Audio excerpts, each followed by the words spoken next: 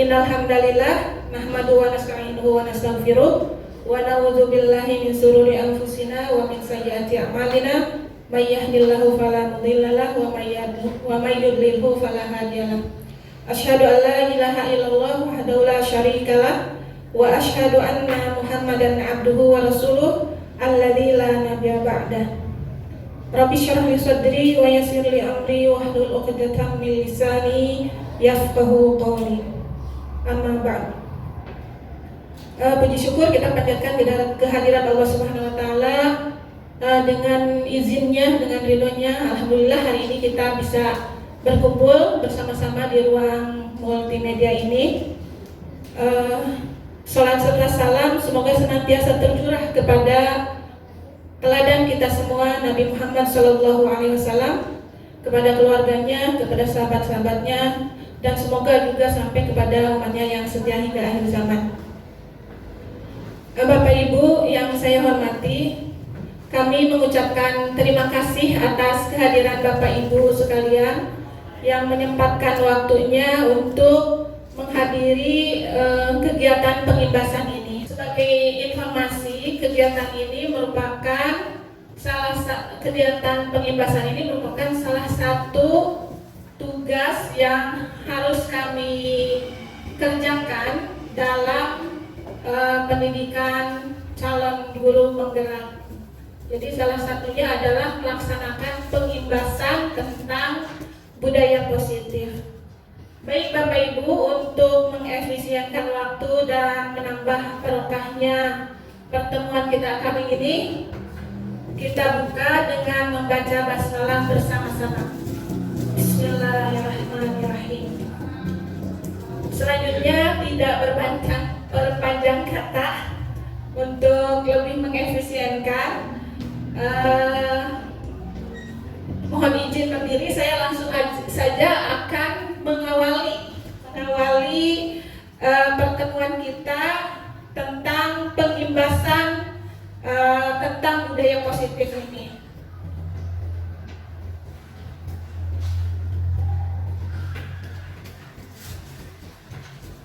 Budaya positif ini merupakan salah satu modul di pendidikan guru penggerak di modul 1.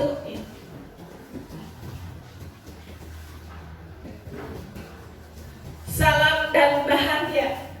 Ini salam atau jargon yang saat ini sudah lekat gitu ya, sudah lekat dari kami atau buat kami gitu. Nah, ini merupakan salah satu salam yang diambil dari filosofi pendidikan Ki Hajar Dewantara, di mana beliau menyampaikan bahwa pendidikan itu menuntun segala kodrat yang ada pada anak-anak agar mereka dapat mencapai keselamatan dan kebahagiaan yang setinggi-tingginya, baik sebagai manusia maupun sebagai anggota masyarakat. Jadi intinya tugas kita sebagai guru adalah menuntun anak-anak agar anak-anak selamat, baik selamat di dunia maupun selamat di akhirat, dan mencapai kebahagiaan, bahagia di dunia maupun dan harapannya bahagia sampai ke surga begitu. Amin. Nah, kami alhamdulillah ini sudah menjalani sekitar 2,5 bulan atau 10 minggu ya, 10 minggu mengikuti kegiatan ini, dan alhamdulillah untuk tugas kami sudah menyelesaikan satu modul dari 3 modul yang harus diselesaikan. Jadi dalam kegiatan ini kami dibekali 3 modul yang prinsipnya, yang intinya bahwa di modul 1 itu kami dibekali atau dikuatkan mindsetnya tentang bagaimana seorang pendidik itu mendidik putra-putrinya, dan dikuatkan kembali filosofi Ki Hajar Dewantara ya, filosofi pendidikan yang disampaikan oleh Ki Hajar Dewantara itu kuatkan mindsetnya. Di modul 2 dibekali bagaimana supaya pembelajaran itu berpihak pada murid. Dan di modul 3 bagaimana supaya ekosistem pembelajaran itu diharapkan bisa terwujud sesuai dengan filosofi yang disampaikan oleh Ki Hajar Dewantara. Barangkali sedikit oleh-oleh dari mengerjakan tugas modul ini. Jadi dalam modul 1.1 kami belajar filosofi Ki Hajar Dewantara, diantaranya bahwa makna pendidikan bagi kita adalah menuntut segala kodrat yang ada pada anak-anak agar mereka dapat mencapai keselamatan dan kebahagiaan yang setinggi-tingginya, baik sebagai manusia maupun sebagai anggota masyarakat.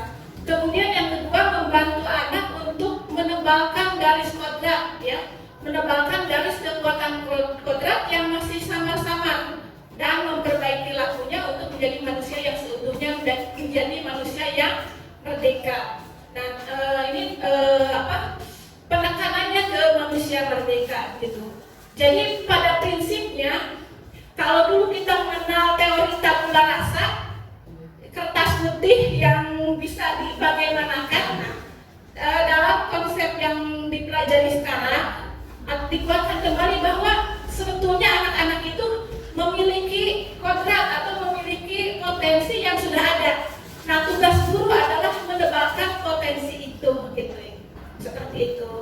Kemudian kita juga dianjurkan untuk mendidik anak sesuai dengan kodrat alam dan kodrat zaman. Memiliki perbedaan budaya dan lain sebagainya, maka kita harus menyesuaikan pembelajaran itu untuk menebalkan kodrat alam tersebut. Kemudian kodrat zaman, karena zaman itu terus berubah, maka kita juga harus berusaha menyesuaikan pembelajaran sesuai dengan perkembangan zaman. Karena ada peribahasa ya, pernyataan bahwa didiklah anak sesuai dengan zamannya, seperti itu.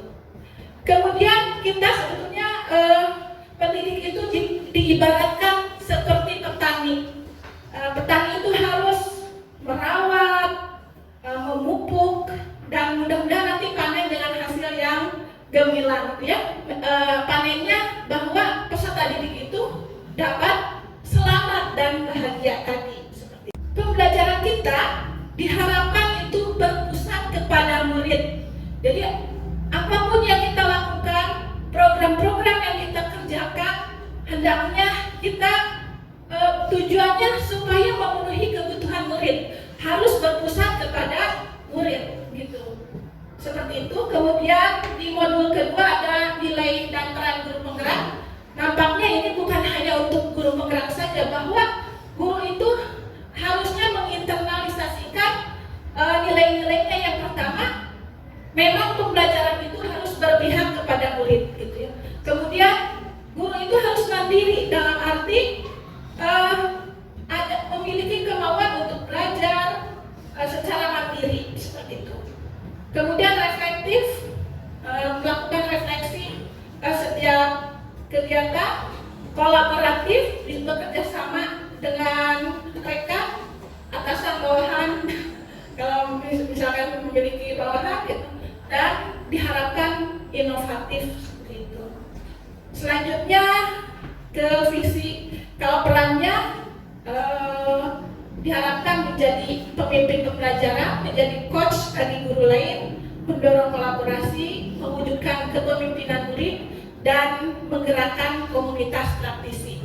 Yang ini kalau ini antara kami guru penggerak diharapkan memiliki peran tersebut, tetapi nampaknya kita semua guru harus memiliki peran tersebut, gitu.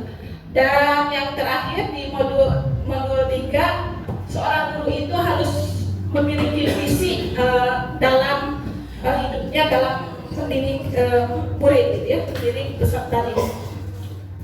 Nah, ini diharapkan nanti setelah memahami filosofi pendidikan Ki Hajar Dewantara, kemudian memaknai nilai dan peran guru, ya, kemudian menguatkan visi gurunya, diharapkan ini dapat mewujudkan atau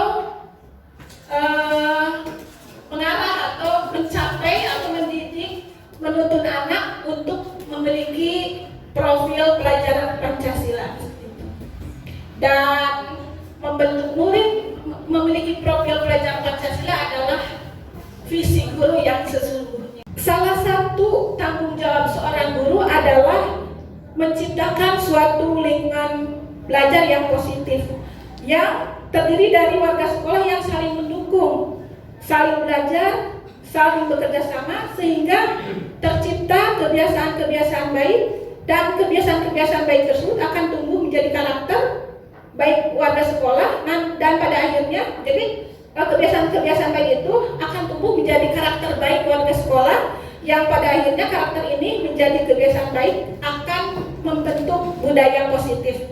Jadi dari kebiasaan-kebiasaan ini akan menjadi budaya. Nah, tugas kita adalah menciptakan lingkungan yang positif yang harapannya akan membentuk budaya positif seperti itu.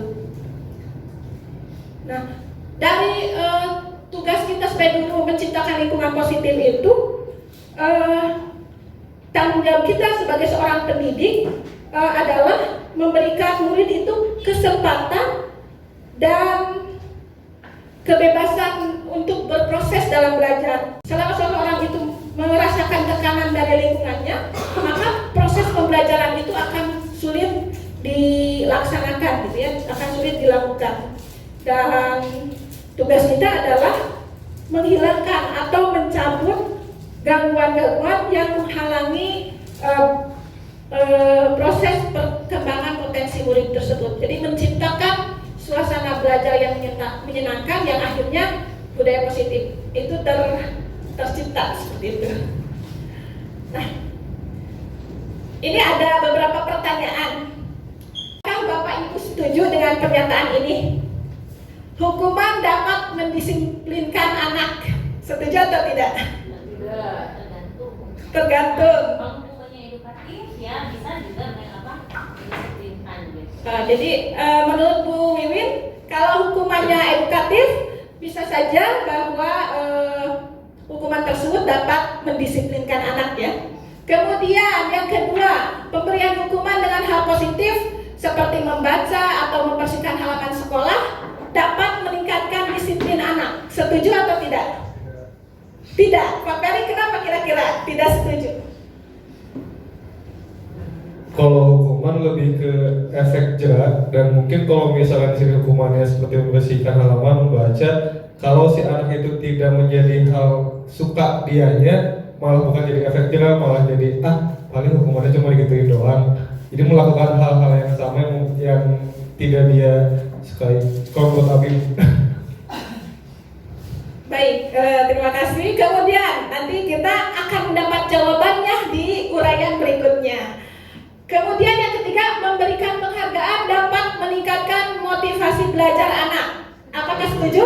Setuju ya. Nah, sekali lagi pertanyaan-pertanyaan ini. Oh iya. Oh, betul dia tidak setuju ya.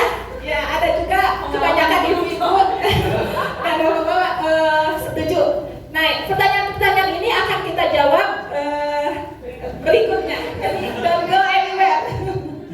Begitu ya. Jadi selama ini kita kan beranggapan bahwa hukuman itu dapat mendisiplinkan anak, kemudian kalau hukumannya bersifat positif itu juga bisa membantu meningkatkan disiplin anak, memberikan penghargaan akan meningkatkan motivasi. Nah ini nanti kita akan jawab.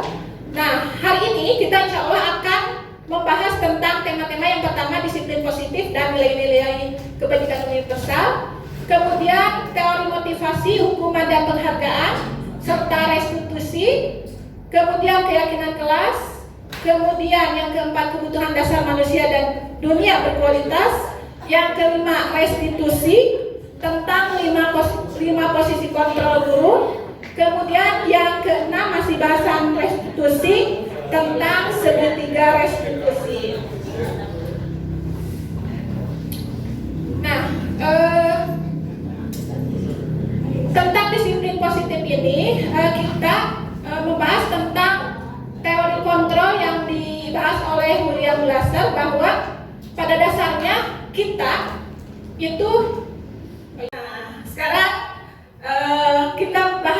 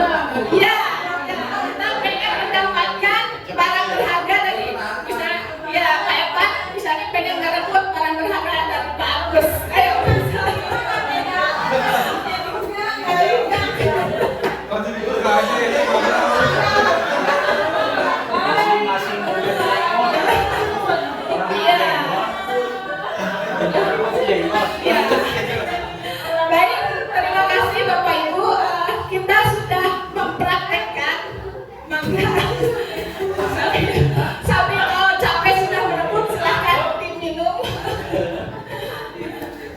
Ya,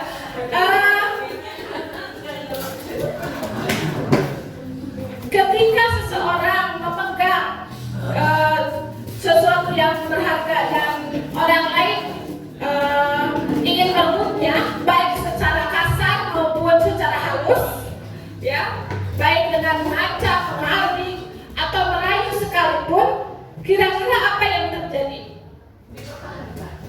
Nah, ada yang mempertahankan, ya, dan mempertahankan sekuat tenaga, seperti itu ya.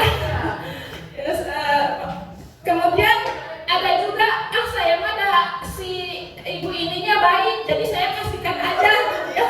Ada juga yang seperti itu. Nah, ternyata ada perubahan paradigma ya dari teori nanti kita dari teori stimulus respon ke teori kontrol, bahwa ketika kaitannya dengan pembelajaran guru dengan murid, bahwa guru bisa mengontrol murid itu adalah sebuah ilusi. Kemudian kritik dan membuat orang merasa bersalah dapat menguatkan karakter juga itu sebuah ilusi sebetulnya. Penguatan positif baik berupa hadiah dan lain-lain itu juga sifatnya positif dan bermanfaat untuk meningkatkan motivasi. Dalam teori ini ternyata itu hanya ilusi. Kemudian orang dewasa memiliki hak untuk memaksa, itu juga ilusi. Karena ini di sini kita ada perubahan dari paradigma stimulus respon ke teori kontrol. Kalau kita ngasih stimulus akan ada respon, gitu ya. Di teori stimulus respon kita mencoba mengubah orang itu agar berpandangan sama. Jadi dikasih stimulus agar pandangan orang itu sama dengan kita. Padahal di teori kontra itu kita harus berusaha memahami pandangan orang lain tentang dunia. Jadi memahami perbedaan yang dari pandangan orang lain. Kemudian di teori stimulus respon, perilaku buruk itu dilihat sebagai suatu kesalahan. Tapi di teori kontrol, semua perilaku baik maupun buruk itu pasti memiliki tujuan. Kalau di teori stimulus respon orang lain bisa mengontrol saya, di teori kontrol hanya ada yang bisa mengontrol, hanya Anda atau hanya kita yang bisa mengontrol diri kita. Kita tidak bisa dikontrol oleh orang lain, gitu ya. Kemudian pemaksaan ada pada saat bujukan gagal. Nah, kalau teori kontrol kita berusaha untuk berkolaborasi dan membuat konsensus untuk menciptakan pilihan-pilihan baru. Jadi buat berkolaborasi dengan orang yang kita ajak tersebut, membuat konsensus dan menciptakan pilihan baru. Kalau di teori stimulus respon, kalau tidak bujukannya tidak berhasil, tidak sudah dipaksa seperti itu ya. Kalau di stimulus respon itu model berpikirnya menang kalah, dan di teori kontrol itu model berpikirnya kita harus menang seperti itu. Nah, kita baru masuk ke makna disiplin. Nah, disiplin itu berasal dari bahasa Latin, yaitu disiplina yang artinya belajar dan juga bermakna sebagai murid atau pengikut. Nah, makna di sini mengandung arti bahwa ketika seseorang melakukan sesuatu atau mengikuti sesuatu perintah, dia sebetulnya harus punya alasan untuk mengikuti perintah atau ajakan tersebut, begitu. Kemudian makna asal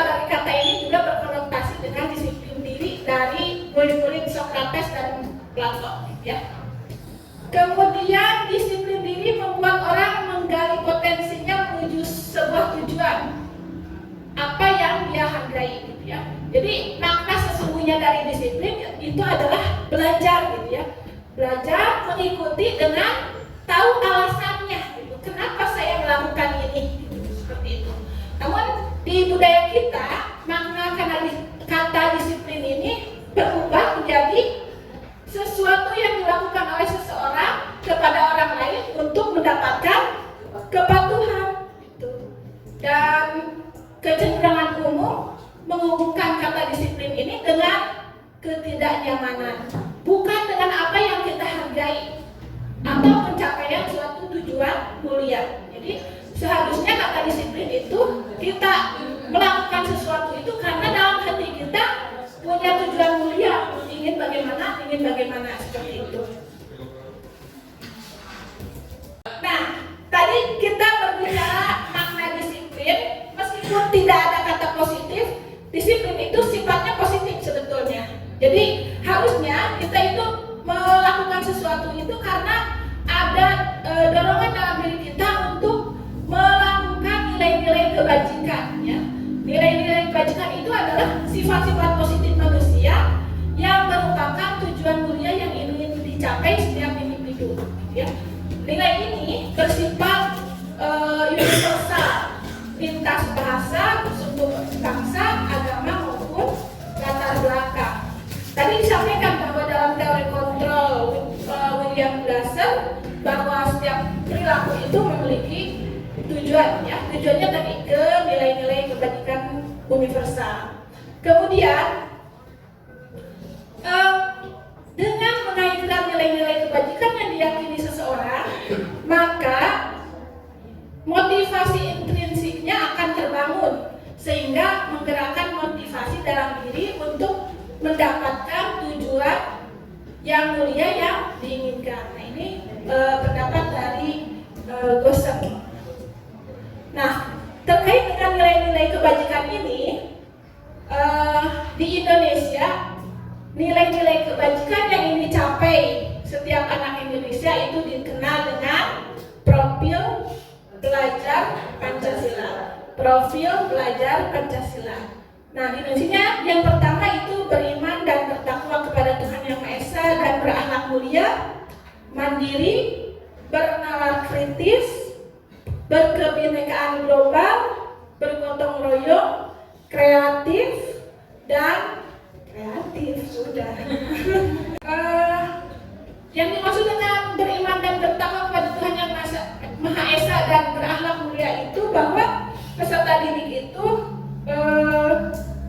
berarti peserta didik itu mengamalkan nilai-nilai agama dan kepercayaannya sebagai bentuk religiusitas dari peserta didik, gitu ya.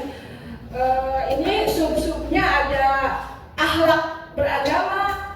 Jadi peserta didik itu mengenal dan mencintai Tuhannya, paham terhadap agamanya, dan melaksanakan ajaran agama yang dianutnya. Kemudian akhlak pribadi, kemudian akhlak kepada manusia, akhlak kepada alam, dan akhlak bernegara. Kalau berkebinekaan global, bahwa murid itu hendaknya sebagai seorang murid yang berbudaya dan memiliki identitas diri yang matang, ya, yang mampu menunjukkan dirinya sebagai representasi dari budaya luhur bangsa itu, dan menghargai perbedaan-perbedaan, mengenal dan menghargai budaya, kemudian dapat berkomunikasi dan berinteraksi antar budaya, kemudian refleksi tanggung jawab terhadap pengalaman kebinekaan, berkeadilan sosial, dan lain-lain, gitu ya. Kemudian yang ketiga, gotong royong.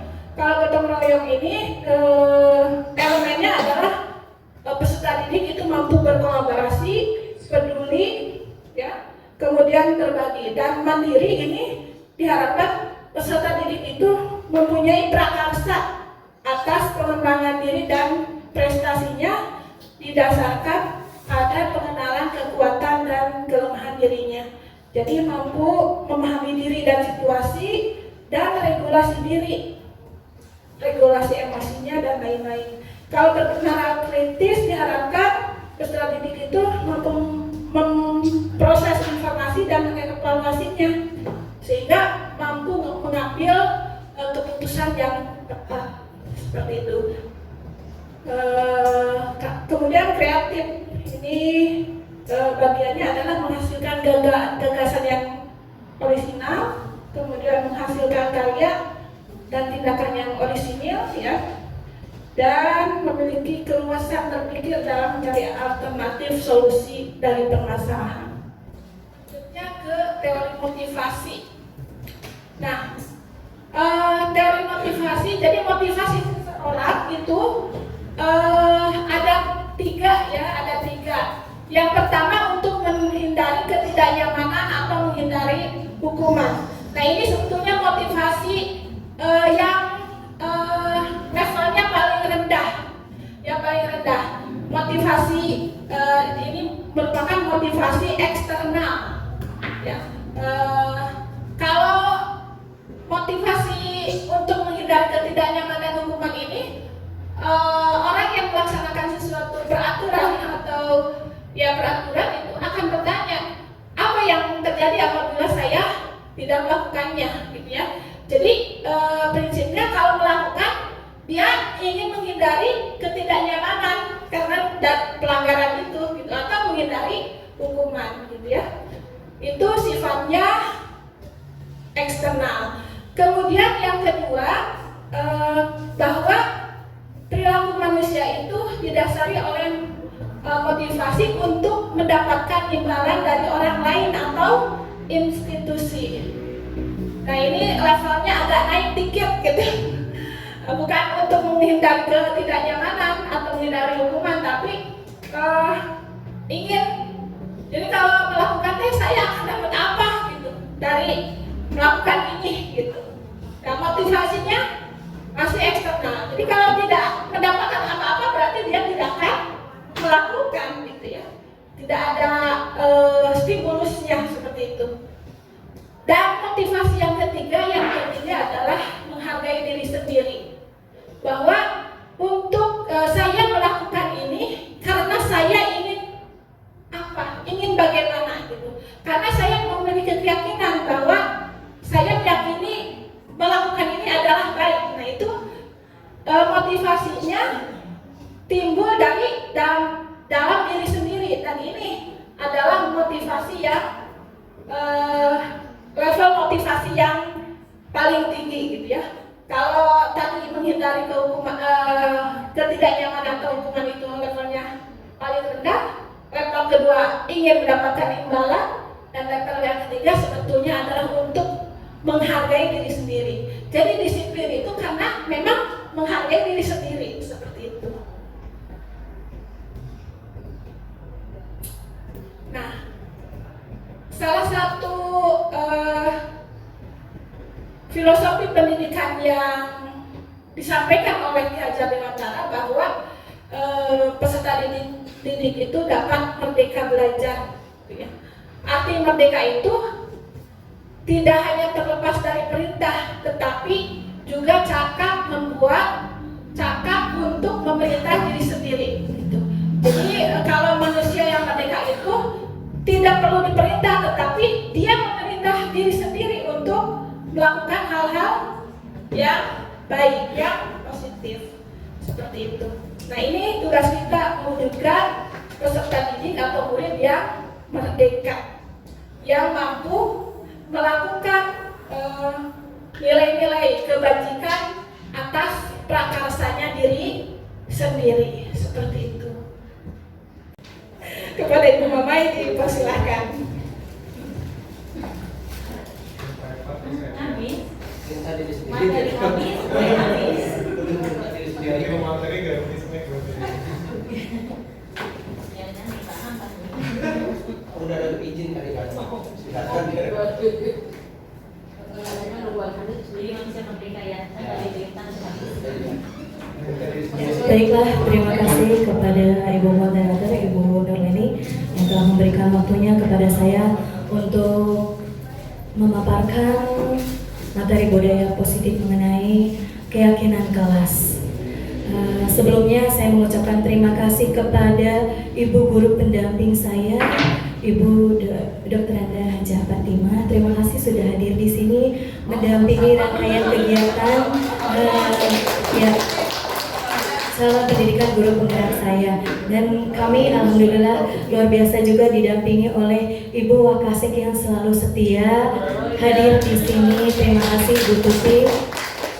Dan juga terima kasih Bapak dan Ibu yang telah meluangkan waktunya untuk hadir dalam diseminasi budaya positif kali ini.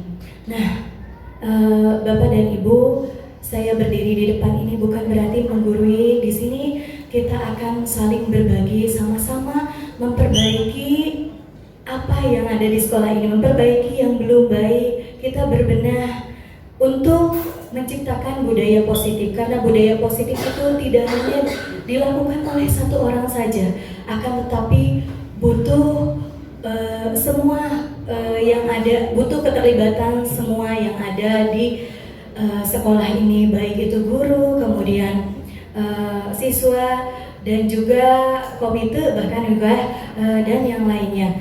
Semuanya terlibat untuk menciptakan budaya yang positif. Sebenarnya untuk materi saya ini sudah panjang lebar dijelaskan oleh Bu Nurleni ya, alhamdulillah. Saya hanya melanjutkan saja.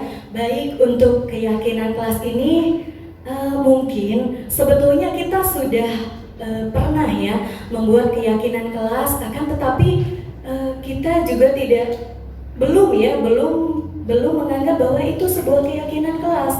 Makanya kita menemukan anak-anak yang memang sangat unik ya, apalagi di SMA Purwadadi yang memang letaknya ya kota bukan, kampung juga bukan. Nah, ya transisi. Nah, otomatis memang karena lingkungan yang transisi juga itu sangat berpengaruh terhadap anak-anak kita. Baiklah, ini sangat mungkin ini menurut saya ini sangat bermanfaat sekali bagi kita sebagai seorang guru juga. Keterlibatan guru BK juga sangat sangat bermanfaat sekali ya. Baiklah, yang pertama untuk keyakinan kelas. Nah, mengapa tidak peraturan saja? Mengapa harus keyakinan kelas? Mengapa demikian Bapak Ibu? Barangkali kenapa tidak peraturan saja? Karena yang kita ketahui yang ada di kita itu adalah peraturan, bukan keyakinan ya, Bu Pupun. Nah,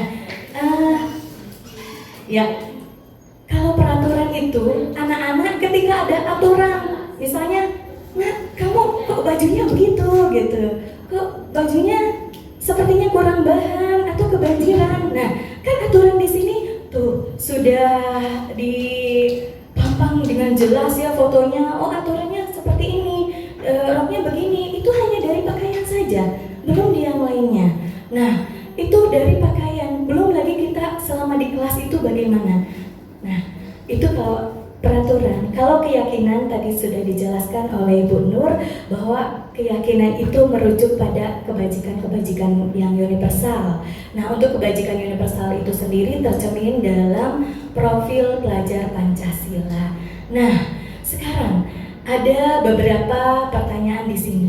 Mengapa kita memiliki peraturan harus menggunakan helm bila mengendarai kendaraan roda 2? Mungkin Bu Haji, kenapa kita harus menggunakan helm? Ya, untuk keamanan dan disiplin. Ya, untuk keamanan dan disiplin. Takut polisi, Bu. Takut polisi, ya, takut polisi. Ya, kalau masih takut polisi, apakah itu kesadaran dari diri sendiri? Bukan, ya. Nah, berarti masih ke aturan. Sekarang, mengapa kita memiliki peraturan 3M itu menggunakan masker, mencuci tangan, dan menjaga jarak 1,5 meter?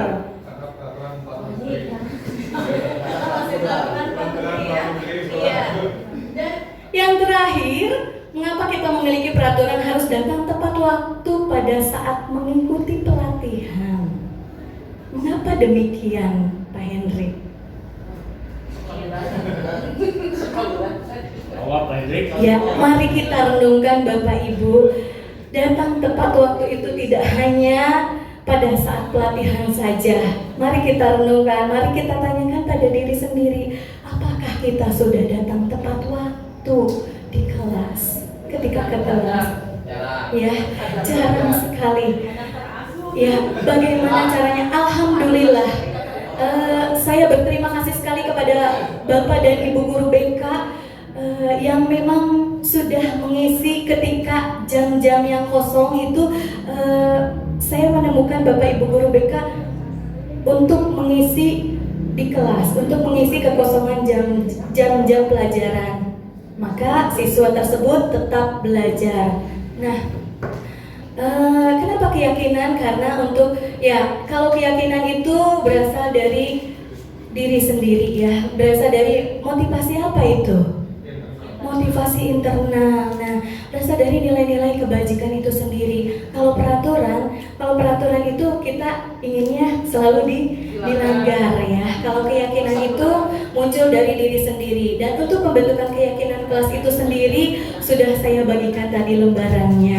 Ternyata sebetulnya kalau misalnya kita memiliki bekal seperti ini di awal pembelajaran, kita seharusnya di awal masuk ke kelas itu, maka kita semua harusnya menyepakati keyakinan kelas, membuat keyakinan kelas bersama peserta didik kita. Agar apa? Agar tadi yang dipaparkan oleh Bu Nurleni, kita ada dasarnya ketika kita menghukum, kemudian restitusi. Nah, apa yang paling bagus gitu? Dan mereka tahu konsekuensi apa yang akan mereka terima ketika mereka melanggar keyakinan atau kesepakatan kelas itu sendiri. Nah, seperti itu. Ya, untuk menciptakan budaya positif itu sendiri, yang pertama memang kita harus dimulai dari peraturan kelas dan kita membuat keyakinan kelas. Mungkin Bapak Hendrik bisa menyebutkan di sini contoh-contoh keyakinan kelasnya.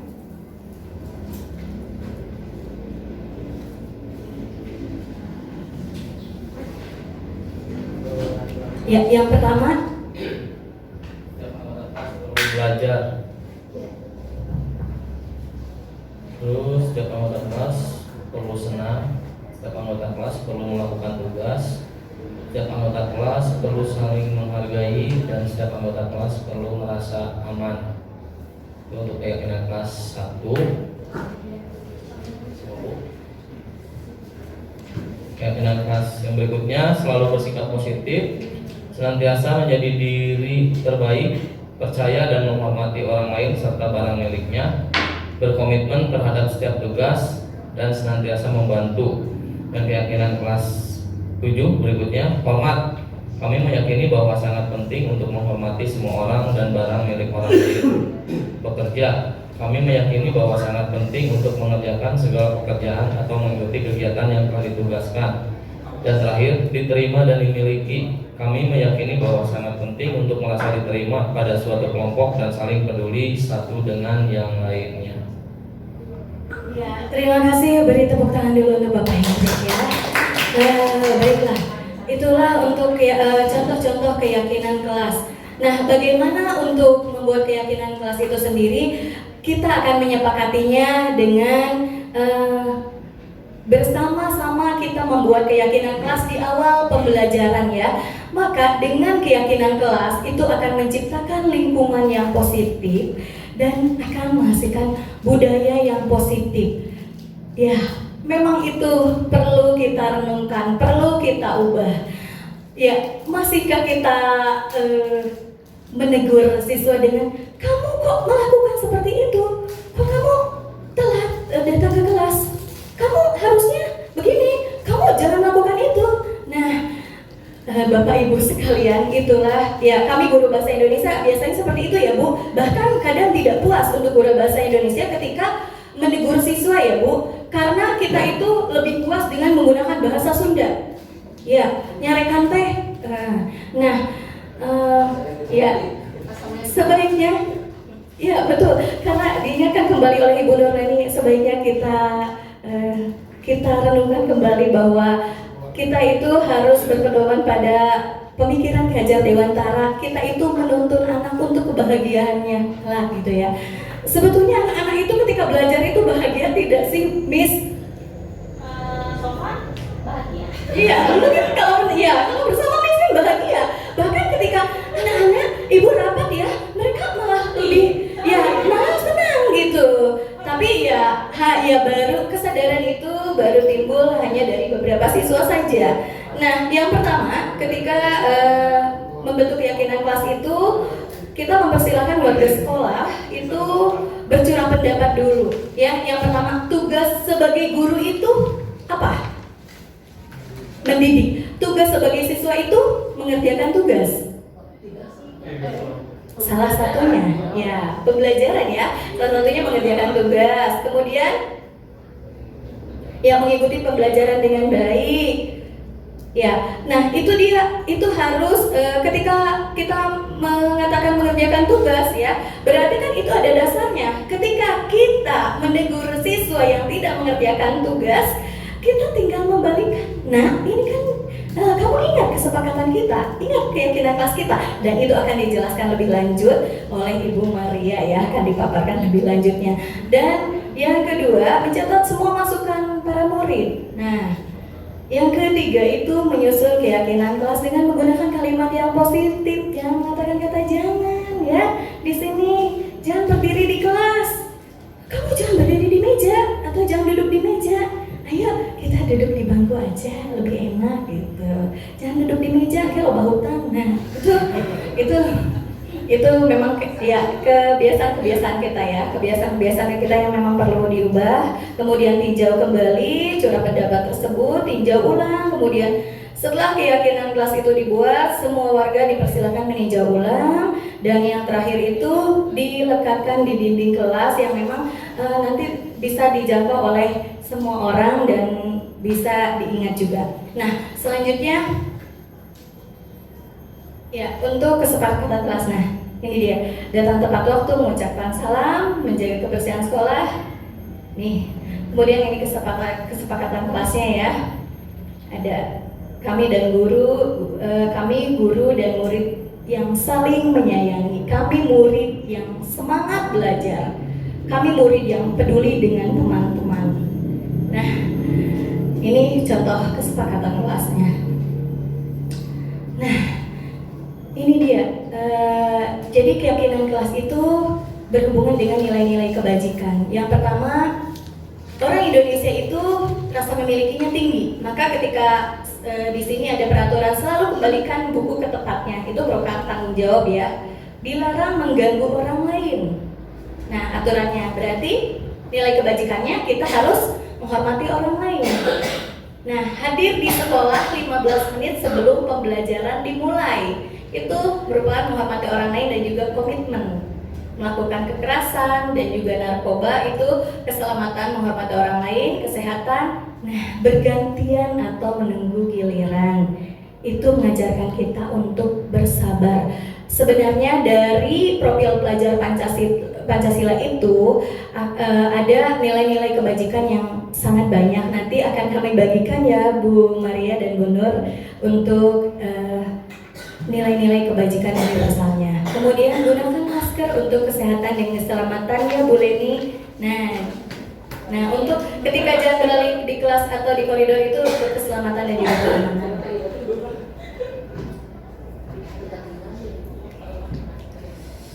Ya, ini untuk hukuman atau konsekuensi yang tadi. Nah, inilah perbedaan hukuman dan juga konsekuensi. Ketika mencatat 100 kali di dalam buku kalimat, saya tidak akan terlambat lagi karena terlambat ke sekolah, itu merupakan hukuman. Nah, kalau konsekuensi menggantikan kertas tugas teman yang telah dicoret-coret. Nah,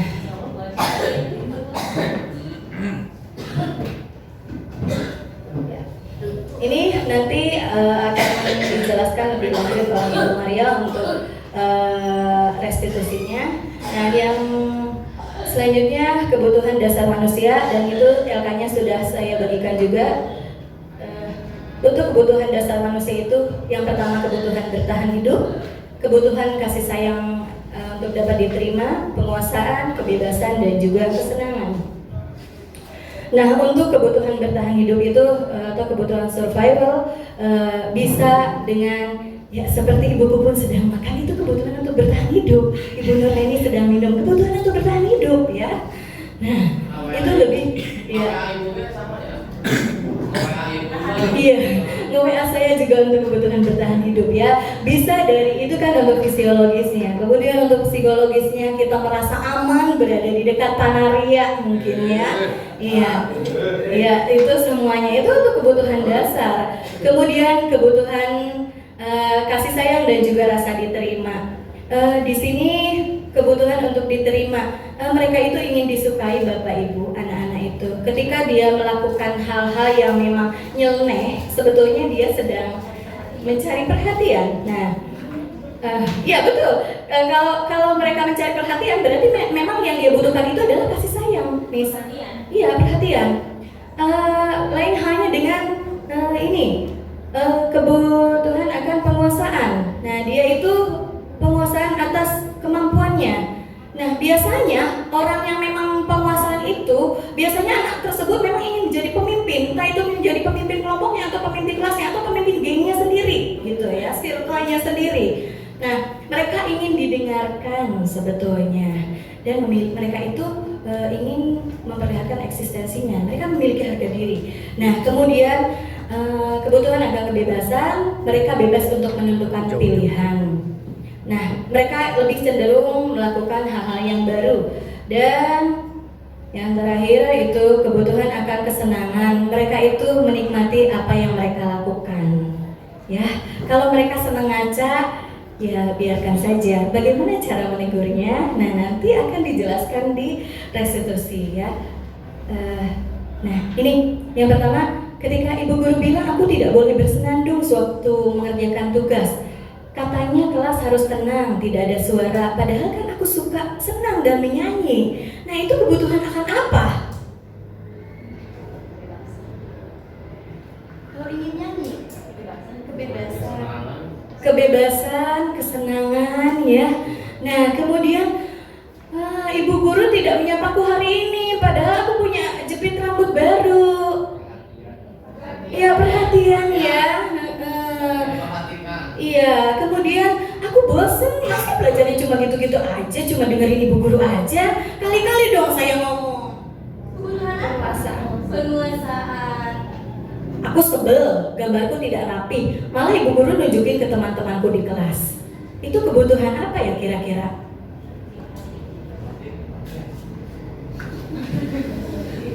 Kebutuhan apa kira-kira? Kebutuhan akan kasih sayang, karena dia tidak mau dipermalukan juga ya di depan teman-temannya. Baik.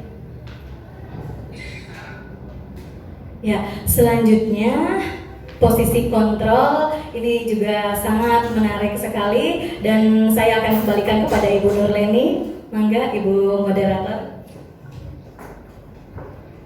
Baik, terima kasih Ibu Mamai yang sungguh sangat terpesona kita menyimaknya gitu ya, dan sangat memberikan inspirasi, menambah wawasan kita. Selanjutnya akan dilanjutkan oleh narasumber yang ketiga, Ibu Maria. Mangga, silakan.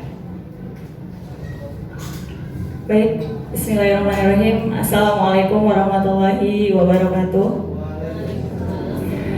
Terima kasih kepada Ibu Nurleni untuk kesempatan yang diberikan kepada saya untuk melanjutkan materi kita hari ini, yaitu tentang budaya positif. Tadi sudah dipaparkan kenapa sih kita harus menerapkan budaya positif ini di sekolah kita. Nah, ini merupakan refleksi untuk kita sebagai pendidik 5 posisi kontrol ini. Nah,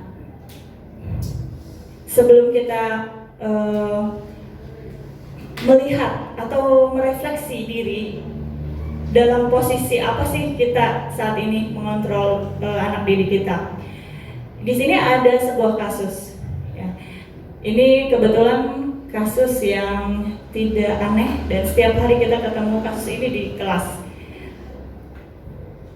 Ada siswa bernama Budi, ini siswa kelas 10 yang jarang sekali hadir di kelas sejak awal masuk pembelajaran.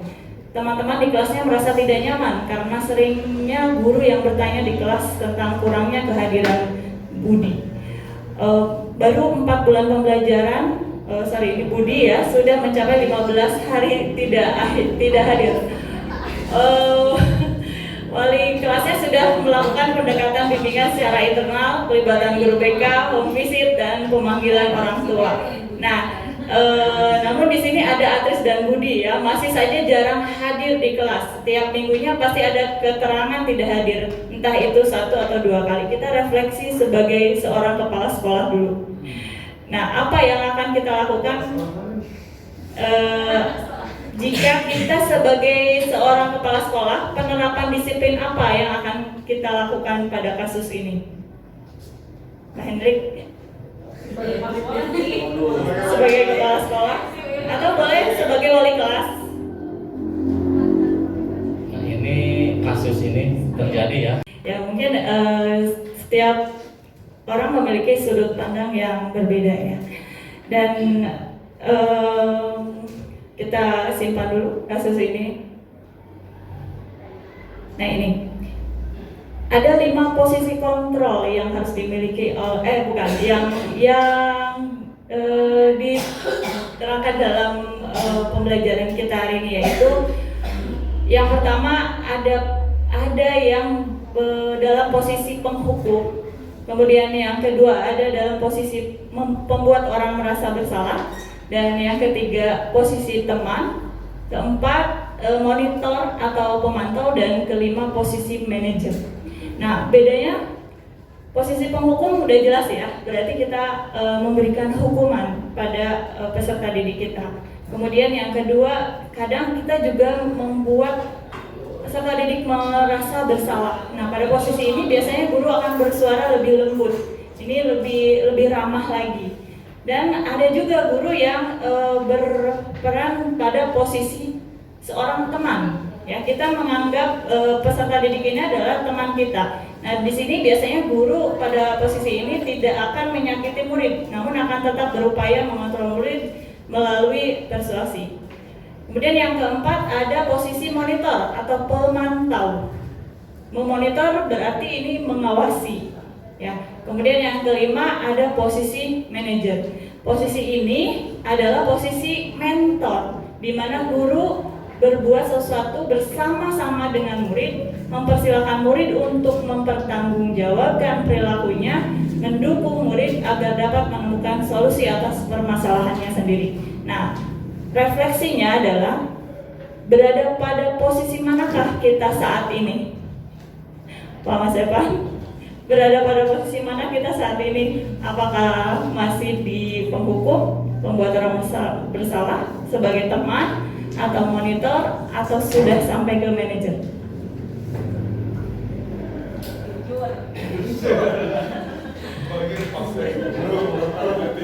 Segala ayat juga namanya. Kayaknya kombinasi deh, kombinasi semuanya.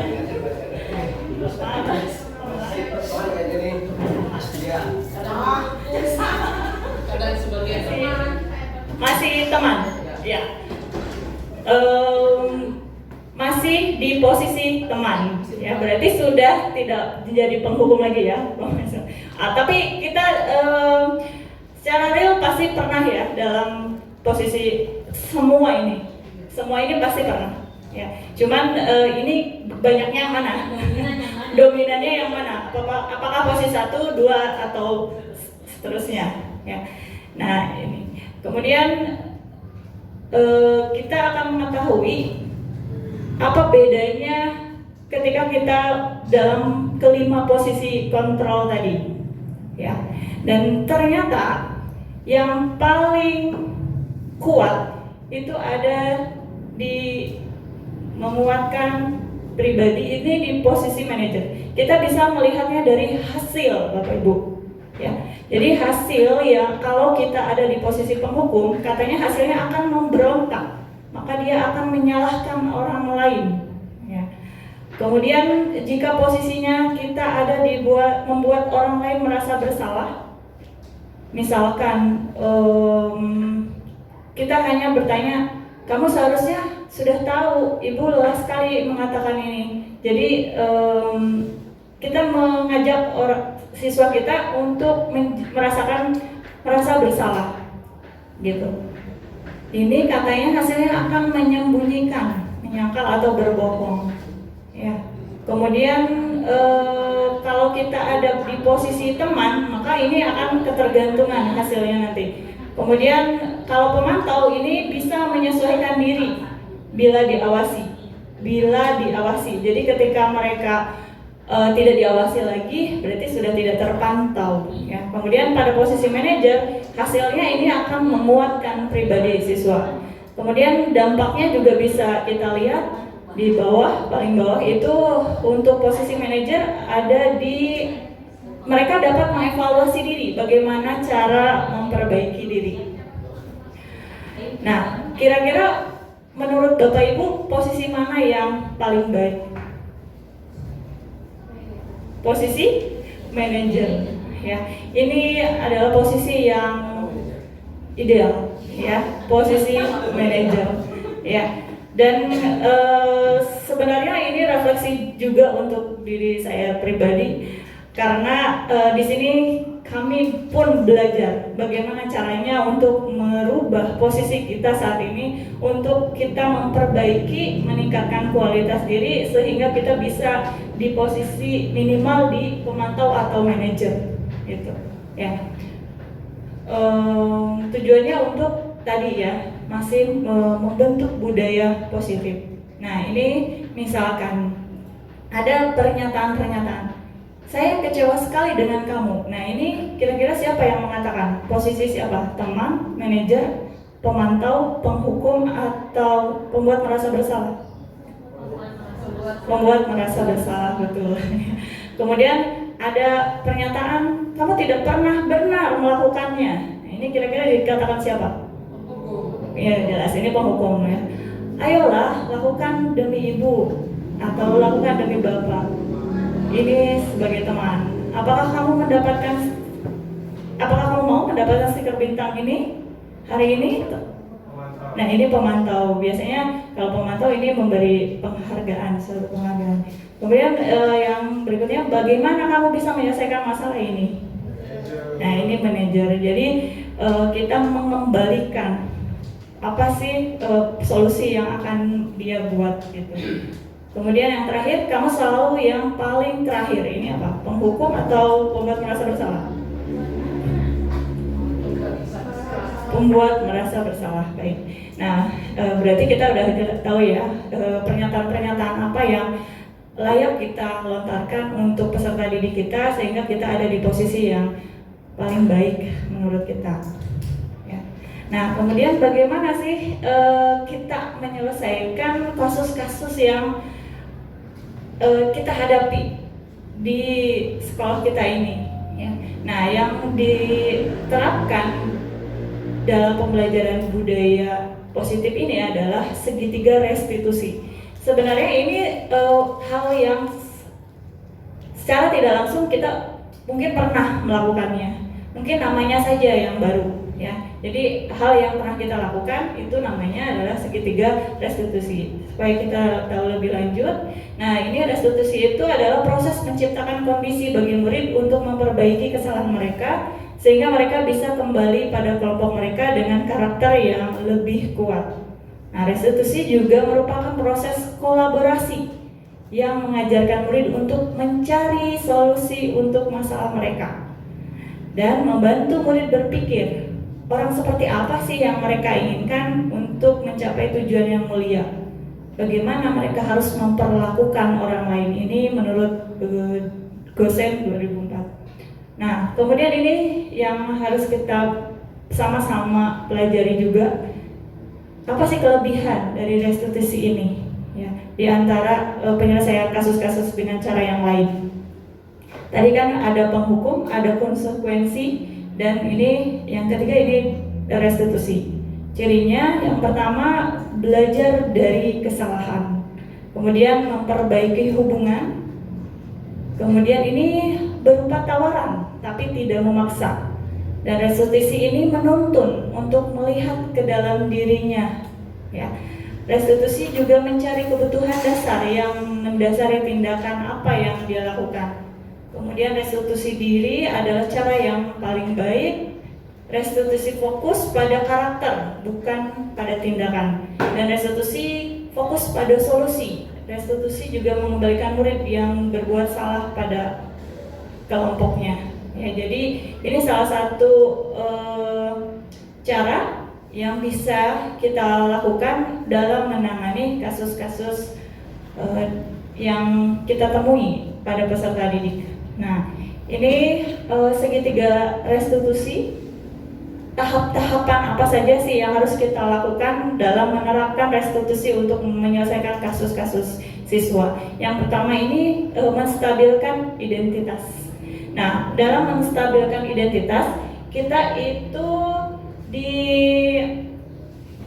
dituntut untuk membentuk refleksi diri pada siswa.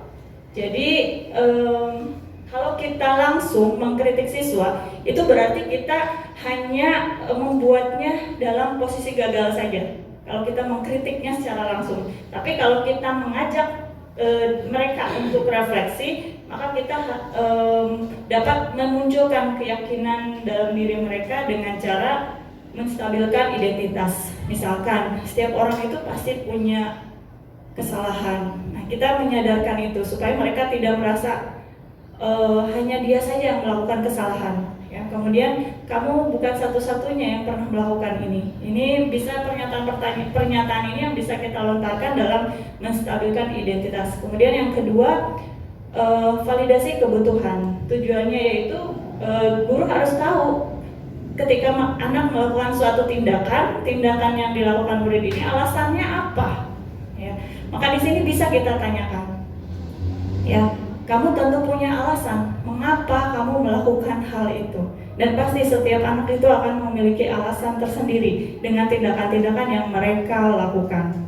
Apakah ada cara yang lebih efektif untuk mendapatkan apa yang kamu butuhkan? Misalkan ya, kita ini kembali ke kebutuhan apa yang mereka butuhkan dalam tindakan yang mereka buat. Kemudian yang ketiga, menanyakan keyakinan. Nah, setelah kita melakukan menstabilkan identitas, kemudian validasi kebutuhan, maka di sini kita memancing untuk tumbuhnya motivasi secara internal, ya, atau intrinsik. Nah, jadi di sini bisa ditanyakan kembali setelah tadi membuat keyakinan kelas atau kesepakatan kelas di yang ketiga ini bisa kita tanyakan kembali nilai-nilai apa yang telah kita sepakati, kemudian kamu ingin menjadi orang seperti apa. Jadi kita kembalikan lagi solusinya ke anak, gitu, seperti itu. Nah, ini segitiga restitusi. Kemudian ini ada praktik restitusi.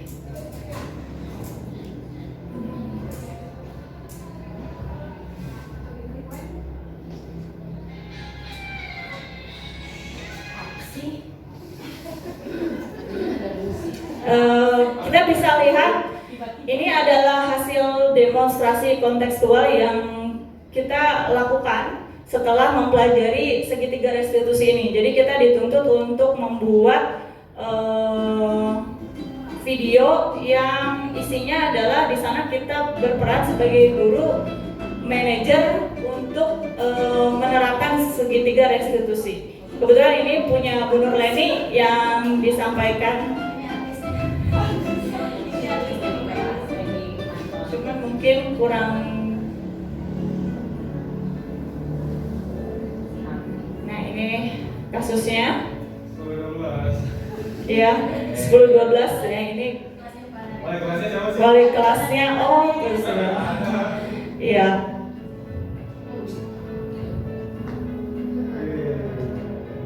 Jadi ini kelihatan 3 anak yang datang terlambat. habis main bola katanya.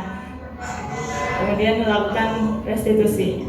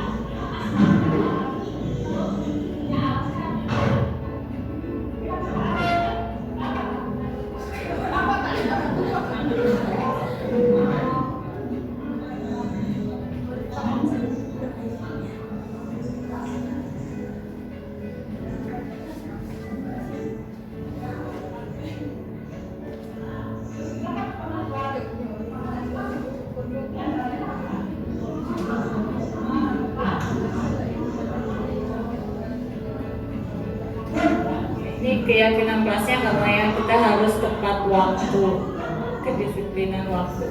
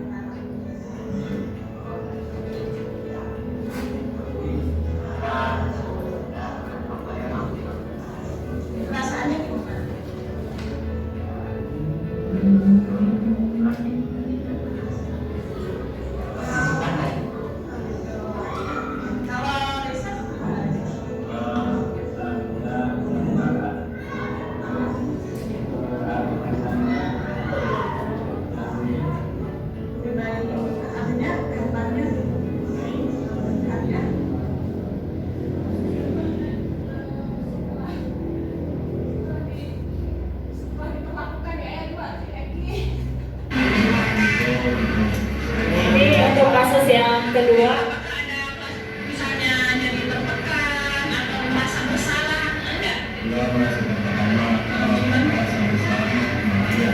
Ya, jadi dia merasa bersalah. Ini yang kita butuhkan.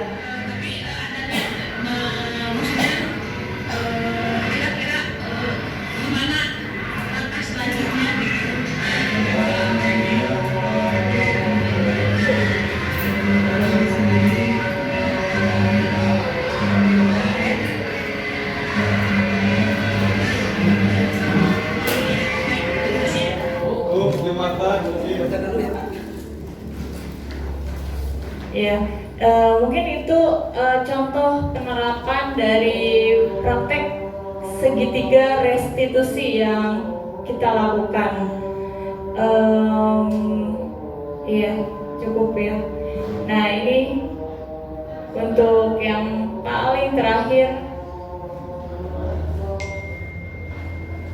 ini refleksi untuk kita semua.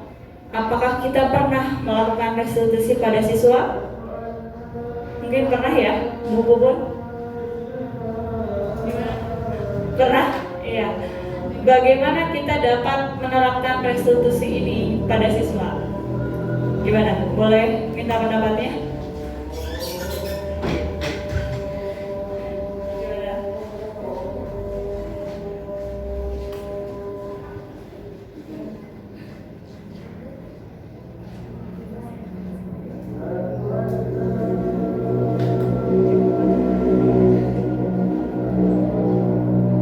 Ketika ada siswa yang memang menyimpang